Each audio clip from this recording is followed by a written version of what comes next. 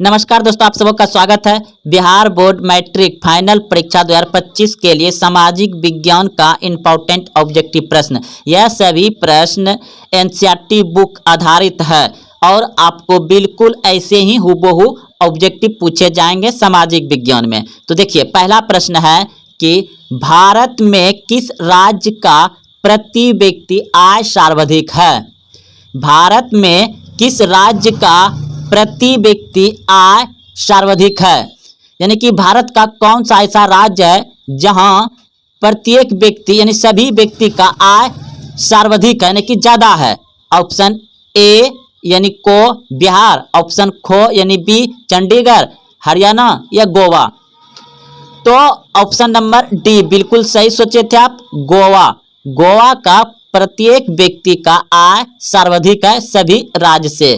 28 राज्य है वर्तमान में, 28 राज्य में सबसे ज़्यादा प्रत्येक व्यक्ति का गोवा में सबसे ज़्यादा आय है यानी आमदनी है, और बिहार सबसे पिछड़ा राज्य है।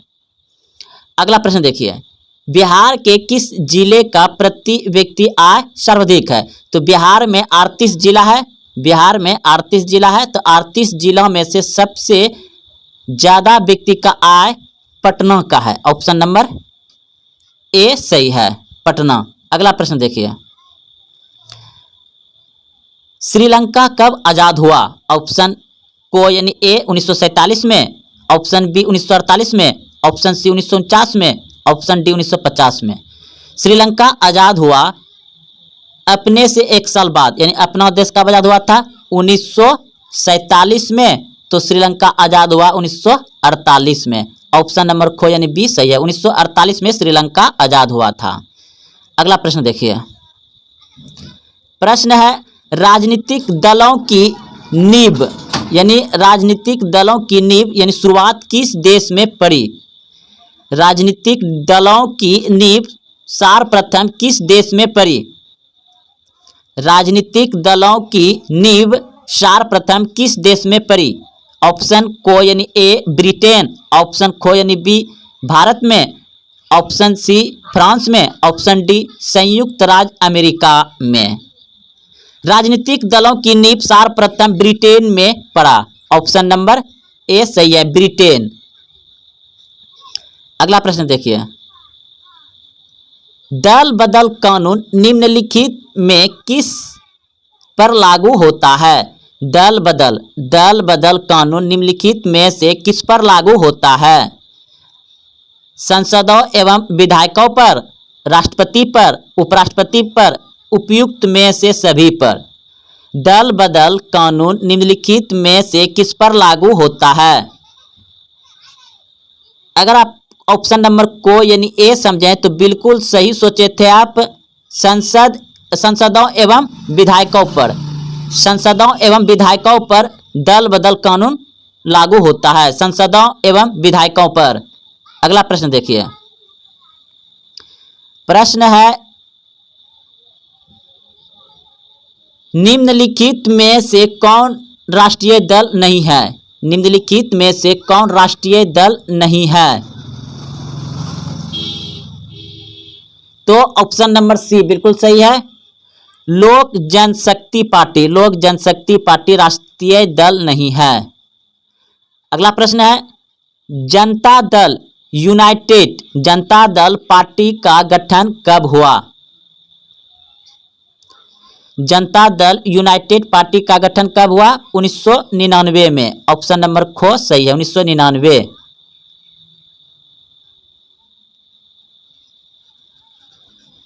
भारत ने अपना गणतांत्रिक संविधान को अंगीकार किया, यानी भारत ने अपना गणतांत्रिक संविधान को अंगीकार किया, यानी कि भारत में कब संविधान को अंगीकार किया। तो 26 जनवरी 1950। ऑप्शन नंबर खो सही है, 26 जनवरी 1950। निम्न में किस वर्ष केंद्र में जनता पार्टी की सरकार स्थापित हुई। निम्न में किस वर्ष केंद्र में, निम्न में किस वर्ष यानी कौन से साल केंद्र में जनता पार्टी की स्थापना हुआ। केंद्र में जनता पार्टी की स्थापना कब हुआ। तो 1977 में। ऑप्शन नंबर को बिल्कुल सही है, ए, ऑप्शन नंबर ए सही है। निम्न में किस वर्ष केंद्र में जनता पार्टी की सरकार स्थापित हुई? तो केंद्र में हुआ था 1977 में जनता पार्टी। अगला प्रश्न देखिए, गरीबी हटाओ का नारा दिया, तो गरीबी हटाओ का नारा दिया था इंदिरा गांधी ने पंचवर्षीय योजना में। गरीबी हटाओ का नारा किसने दिया था, यानी किस, यहाँ पे जिसने भी नारा दिया था उस व्यक्ति का नाम नहीं है, लेकिन उस पार्टी का नाम दिया हुआ है। किस दल से था वो, कौन से पार्टी से था? तो वह था कांग्रेस पार्टी से। ऑप्शन नंबर को सही है। गरीबी हटाओ का नारा किसने दिया था? तो कांग्रेस पार्टी ने दिया था। कांग्रेस पार्टी किसने दिया था? इंदिरा गांधी ने दिया था। कब दिया था? तो पंचवर्षीय योजना के समय दिया था। अगला प्रश्न देखिए, संपूर्ण क्रांति का नारा निम्न में किसने दिया? संपूर्ण क्रांति का नारा निम्न में किसने दिया? तो ऑप्शन नंबर बी बिल्कुल सही है, जयप्रकाश नारायण ने दिया था संपूर्ण क्रांति का नारा। यह प्रश्न तो आप सभी बहुत ही अच्छे से याद किए होंगे पहले से, लेकिन यह प्रश्न बिहार बोर्ड मैट्रिक फाइनल परीक्षा सामाजिक विज्ञान में बहुत बार पूछे गए और पूछे ही जाते हैं। अगला प्रश्न देखिए, प्रश्न है, भारत में पंचायती राज प्रणाली को निम्न में किस समिति की अनुशंसा पर लागू की गई? प्रश्न ध्यान से सुनिएगा। भारत में पंचायती राज प्रणाली को निम्न में किस समिति की अनुशंसा पर लागू की गई? भारत में पंचायती राज प्रणाली को निम्न में किस समिति की अनुशंसा पर लागू की गई? तो ऑप्शन नंबर ए बिल्कुल सही है, बलवंत राय मेहता। बलवंत राय मेहता, बलवंत राय मेहता, ऑप्शन नंबर को यानी ए सही है। अगला प्रश्न देखिए, भारत में पंचायती राज प्रणाली लागू हुई। भारत में पंचायती राज प्रणाली लागू हुई, आपके सामने ऑप्शन है। अगर आप पहले से जान रहे हैं तो कमेंट में जरूर बताइए। भारत में पंचायती राज प्रणाली लागू हुई 2 अक्टूबर 1959। कहाँ से हुआ था? तो राजस्थान से। कहाँ से? राजस्थान के, तो नागौर जिले से। भारत में पंचायती राज प्रणाली लागू हुई 2 अक्टूबर 1959 ईस्वी को। ऑप्शन नंबर को यानी ए सही है। अगला प्रश्न देखिए, भारत में पंचायती राज प्रणाली निम्न में सर्वप्रथम कहाँ लागू हुई? तो राजस्थान के नागौर जिला में। अभी तुरंत बताएं, ऑप्शन नंबर ए बिल्कुल सही है, नागौर जिला में। अगला प्रश्न देखिए, बलवंत राय मेहता समिति ने पंचायती राज व्यवस्था के लिए ढांचा सुझाव दिया था। बलवंत राय मेहता समिति ने पंचायती राज के लिए ढांचा सुझाव दिया था त्रिस्तरीय। त्रिस्तरीय त्रिस्तरीय, ऑप्शन नंबर सी सही है, त्रिस्तरीय दिया था। बिहार में पंचायती राज का कार्यकाल है। बिहार में पंचायती राज का कार्यकाल है, तो बहुत ही आसान सवाल है और इसका जवाब भी बहुत ही आसान है, 5 वर्ष। ऑप्शन नंबर सी सही है, 5 वर्ष। अगला प्रश्न देखिए, बिहार में पंचायती राज का स्वरूप है। बिहार में पंचायती राज का स्वरूप है। ऑप्शन को यानी ए ग्राम पंचायत, पंचायत समिति, जिला परिषद। ऑप्शन डी यानी ग्राम पंचायत, पंचायत समिति, जिला परिषद। यानी इनमें सभी हो जाएगा। अगर आपको लास्ट में दिया रहेगा इनमें सभी, तो सभी हो जाएगा, लेकिन सभी का नाम साथ में दे दिया है। ऑप्शन नंबर डी देखिए, पहले है आपका पंचायत, ग्राम पंचायत, पहले क्या है? ग्राम पंचायत, फिर पंचायत समिति, जिला परिषद। यानी किसी भी पंचायत में ये तीनों रहेगा ही रहेगा। ये तीनों से मिलकर बनता है पंचायती राज, यानी कि पंचायत ग्राम। तो ग्राम पंचायत होता है, पंचायत समिति बनता है और जिला परिषद से मिलने से पंचायती राज बनता है। ऑप्शन नंबर डी सही है। अगला प्रश्न देखिए, भारत में पंचायती राज अधिनियम किस वर्ष लागू हुआ? भारत में पंचायती राज अधिनियम है, ये याद रखिएगा, अधिनियम किस वर्ष लागू हुआ? तो 1992 में। ऑप्शन नंबर बी बिल्कुल सही है, 1992 में। अगला प्रश्न देखिए, बिहार सरकार ग्राम पंचायतों की स्थापना में औसत आबादी को आधार मानती है। बिहार सरकार ग्राम पंचायत यानी एक ग्राम पंचायत जो बनेगा उसका स्थापना जो होगा उसमें औसत आबादी यानी कितना आबादी को आधार मानती है, कितना आदमी होना चाहिए, तो 7,000। ऑप्शन नंबर खो बिल्कुल सही है, 7,000। 7,000 से एक पंचायत बन जाएगा। ऑप्शन नंबर खो सही है, 7,000 से एक पंचायती राज बन जाएगा, पंचायतों की स्थापना हो सकता है।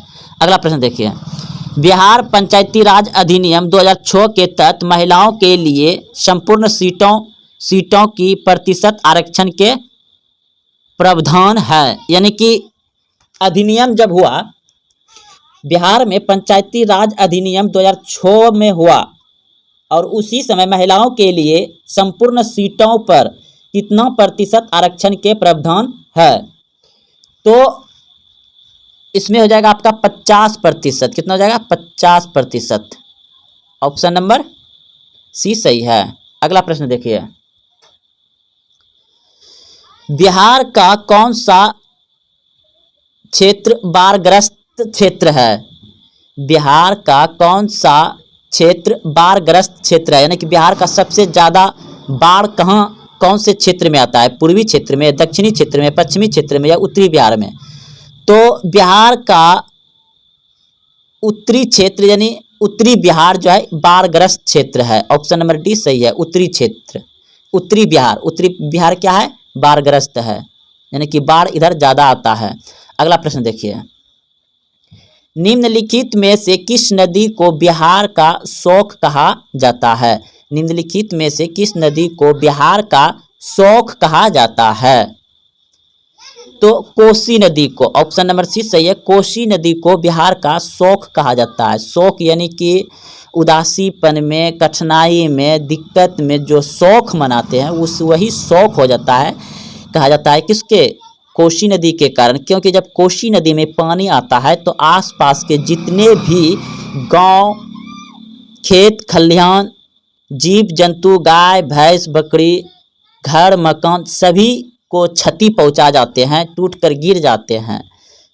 इसी के कारण बिहार में कोसी नदी को बिहार का शोक कहा जाता है। अगला प्रश्न देखिए, बाढ़ क्या है? बाढ़ क्या है? तो यह है प्राकृतिक आपदा। बाढ़ क्या है? प्राकृतिक आपदा है। ये प्राकृतिक है, ये अपने आप आता है, किसी के कारण नहीं। क्योंकि अधिक वर्षा होने से किसी भी डैम में पानी अधिक होने के कारण उसे खोलना पड़ता है, नहीं तो ज़्यादा पानी होने के कारण बांध अगर अचानक टूट जाएगा तो जितना अधिक हानि